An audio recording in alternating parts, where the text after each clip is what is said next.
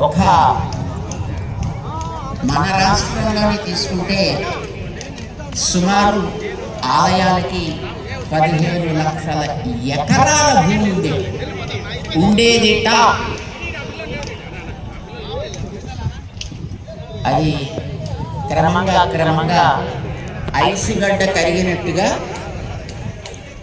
డిపార్ట్మెంట్ల చేతుల్లోకి వెళ్ళిన తర్వాత కరిగి ఈ వేళకి ఒక 4.5 లక్షల ఎకరాలుగా మిగిలింది. అంటే ఎంత పోయింది? ఆలయాలకు చెందినటువంటి ఆస్తులు, ఆలయాలకు చెందిన భూములు, ఆలయాల్లో జరిగే ఆరాధనలు, ఆలయాలకు సంబంధించిన మనందరి యొక్క జీవితానికి కావలసిన నిర్ణయాలు ఎవరు చేయాలి? అసలు ఏమిటో తెలియనటువంటి ఆఫీసుల్లో పనిచేసుకునే అధికారులు చేయాలా? ఎవరు చేయాలని అది అడగడానికి ఇప్పుడు మీరందరూ ఇక్కడికి వచ్చారు.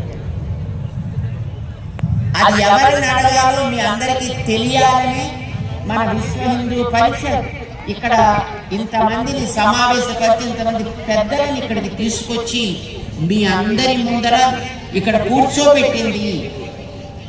మన రాష్ట్రంలో అన్ని మూలల నుంచి మిమ్మల్ని అందరినీ ఇక్కడికి తీసుకొచ్చిన కారణం ఎవరిని మనం అడగాలి, దాన్ని ఎవరి ద్వారా నడపాలి అనేది మీకు తెలియచేయడం.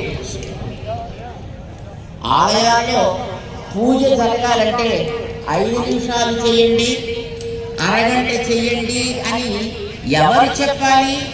ఒక ఆఫీసర్ చెప్పాలా? ఒక ధర్మాధికారి చెప్పాలా? ఎవరు చెప్పాలి? కట్టుకున్న ఆలయాలు మీరు కట్టుకున్నారు. ఈవేళ మన ఆలయాల్లో, మన కాలనీస్లో, మన ఉండే ఊళ్ళల్లో చిన్న ఆలయాల్ని మనం కట్టుకుంటున్నాం.